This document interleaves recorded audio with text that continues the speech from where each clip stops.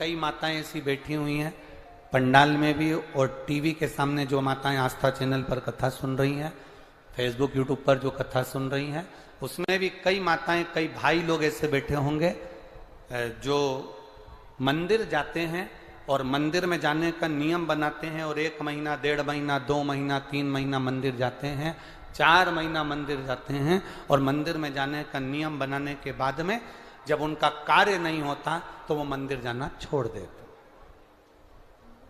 भगवान सुन ही नहीं रहा।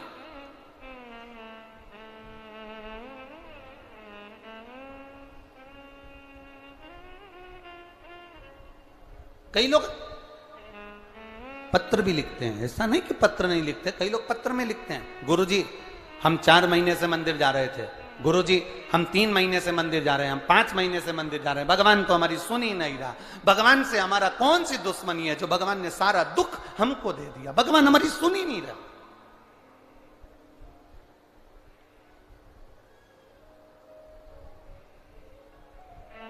सबकी सुनता है, इतने सारे आपके पास में पत्र आते हैं, गुरुजी भगवान सबकी सुनता है तो हमारी क्यों नहीं सुन रहा।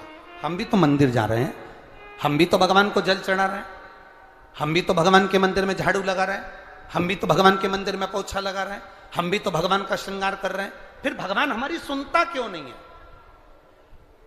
2 महीना 3 महीना 4 महीना जाते हो और मन में विचार रखते हो कि भगवान ऐसा कर देना कि बस मेरा काम हो जाए।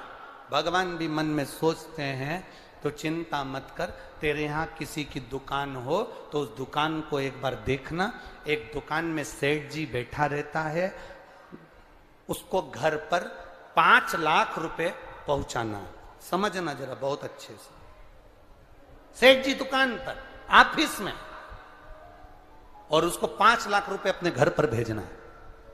उसके यहां पर 15 नौकर काम कर रहे हैं। एक नौकर 1 महीने पहले लगा, एक नौकर 3 महीने पहले लगा, एक नौकर 10 महीने पहले लगा, एक नौकर 1 साल से लगा, एक नौकर 5 साल से लगा। अब सेठ जी वो 5 लाख रुपए अपने घर भेजना है तो कौन से नौकर के हाथ में देंगे? बोलो रीजी जी। जो 1 महीने काम पर आया उस पर, जो 2 महीने काम पर आया उस पर, जो 3 महीने काम पर आया उस पर, जो 4 महीने काम पर आया उस पर नहीं। सेठ जी ने पुराने को बुलाया, इधर आओ इधर आओ। हाँ सेठ जी बेटा ये बैग घर पर रख के आना, हो संभाल के ले जाना, 5 लाख रुपए सावधानी से ले जाना। जी आप चिंता मत करो सेठ जी, आप बिल्कुल चिंता मत करो। सेठ जी ने 5 लाख का बैग दिया और 5 लाख का बैग उस पुराने नौकर ने जो 2 साल से 3 साल से 4 साल से लगातार सेवा में लगा हुआ था, वो 5 लाख का बैग सेठ जी ने उसके हाथ में पकड़ाया कि ये तुम देकर आना। बस उसी तरह वो भोलानाथ और अपन उसके चाकर हैं, वो भी हमारे हाथ में इतनी जल्दी नहीं दे देता है, वो देगा जब जब आपको पूर्ण तरह से परख लेगा।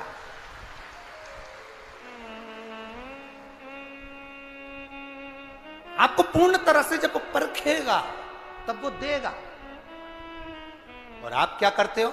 1 महीना मंदिर गए, 2 महीना मंदिर गए, भगवान से प्रार्थना कर लेते हो, भगवान हमको ये दे देना, भगवान हमको ये दे देना। तुम 1 महीना मंदिर जाके मन में सोचते हो कि जमीन में से कहीं गड़ा हुआ धन का हंडा निकल जाए, तो ऐसा कोई महाराज हो जो धन का हंडा निकाल के दे दे तो हमको भी बता देना। नहीं,